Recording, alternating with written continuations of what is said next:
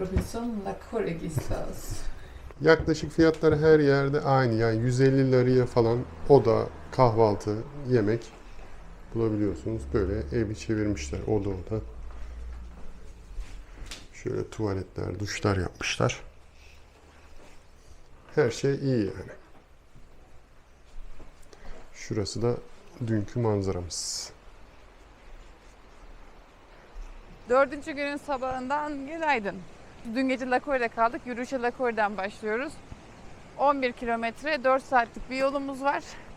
Burası yol kenarı bir köy. Diğer köyler daha böyle sarptı kaldığımız yerler. Ana yol var gördüğünüz üzere.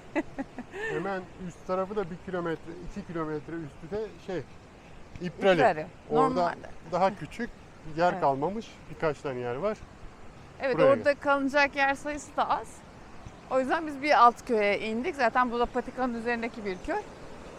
Buradan yolumuza yayan devam ediyoruz yine. Ay şuraya bak.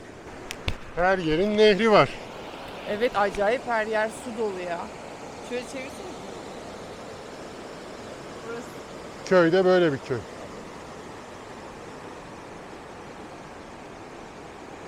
Hemen kaldığımız yerin 1 kilometre, o La Corre'nin 1 kilometre ilerisinde de şöyle küçük bir köy var gene. Dalberi köyü. Şimdi bunun içinden girip devam edeceğiz. Galiba buradaki son köy buydu. Buradan devam edeceğiz.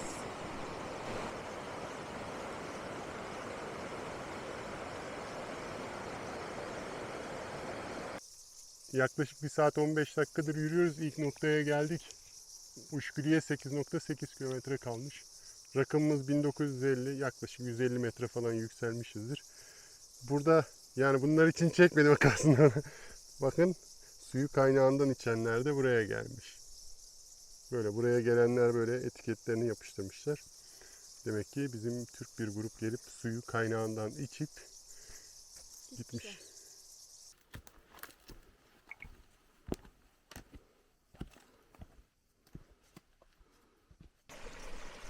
Sabah kahvaltını da yapıyorsun bakıyorum. Bu sabah otelden kahvaltı almadık. Yürüyüş yarım gün diye. Lunch aldık. Lunch. Yolda yeriz diye. Bundan Evet. sonra lunch alacağız biz. Evet. Gelenler için öyle bir şey yapılabilir. Böyle pansiyonlarda şeyler veriyorlar öğlen yemeklik. Yani aslında sadece bu da alınabilir maşallah.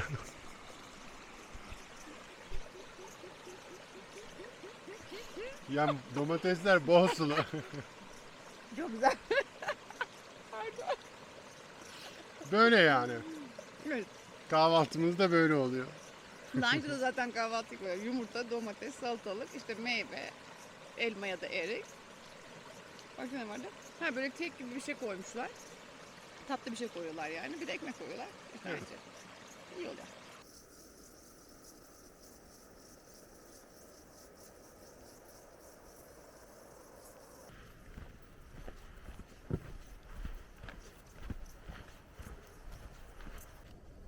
Batonları kapattığımıza göre Yola çıktık. yola çıktık. Uşkuli'nin yoluna çıktık. 2,5 kilometre böyle yoldan gidecekmişiz. Ondan sonra Uşkuli. Ya da daha kısa, şu an attım belki. Sema atmış. Sema'nın kafasındaki çınar yaprağı da şans getirsin diye kafasında dolaştırıyor. Otostop çekeceğim şimdi.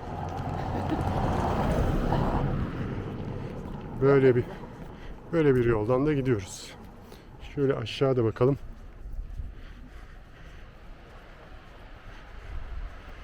Her yerde buzullar var. Onun için her yerde böyle acayip su var. Biz Eylül'ün ilk haftasındayız. Mayıs'ta falan öf Öf yani. öf yani. Ama buranın Haziran'a falan. Ama o geçişler geçilemez diyorlar ya işte. Yani çok kar oluyor diyorlar gerçekten. Bayağı kar oluyordur. Eylül'de bile dünya kadar var. Ben dağda kar görür müyüz dedim. Bayağı varmış yine. Uşkuli. Uşkuli.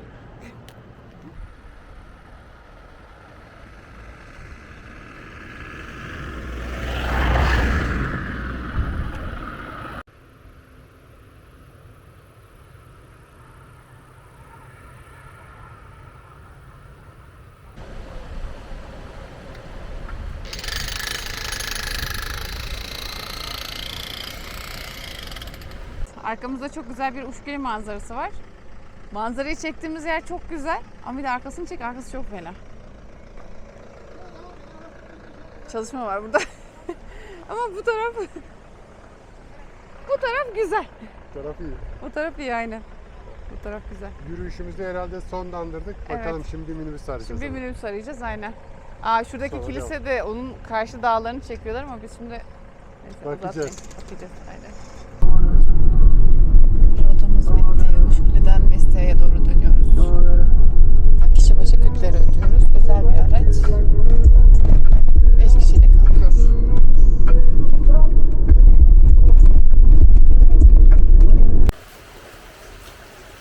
Tam zamanında pansiyonumuza vardık.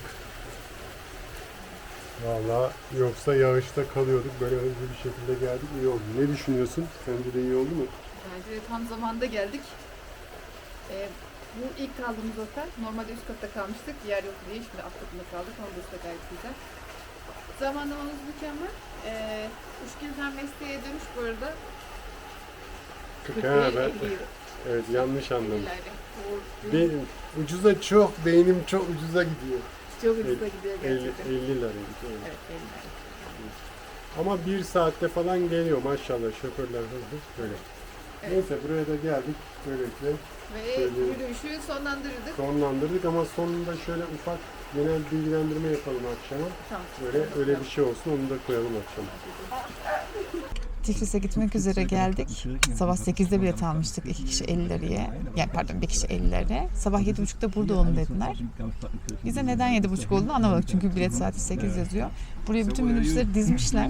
Herkesin elinde Tiflis bileti var ama bilin bakalım ne yok? Tiflis arabası. Arabalara bakıyorlar. Biri Zügli'ye gidiyor, biri Batum'a gidiyor Zügli üzerinden, biri Kutasya'ya gidiyor. Biri nerede boşluk varsa bütün Tiflis arabasını mesela şu anda Zügli arabasına doldurdular. Zügli'de inşallah bir araba bulur ve Tiflis'e gideriz bakalım.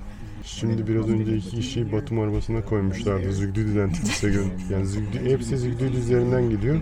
O çocukları da indirdiler. Herhalde Batum'a müşteri geldi. Onlar indi mi? Şimdi o çocuklar indi gülüyorlardı, anlamadılar onlar da. Onu da şimdi başka başka araba da bir minibüse yok. koyacaklar. Minibüs şoförleri hepsi birbirinin arabasına gidiyor bakıyor. Kiminkinde boşluk var, seni şuraya koyalım, seni buraya koyalım. Evet canım, kaç saattir yoldasın? Çok saattir. Yamuldun mu? Yamuldum valla. Evet, Tiflis'e geldik ama bayağıdır yoldayız. Yol uzun ya. Kutasya'dan gelmek buraya daha mantıklı olabilir.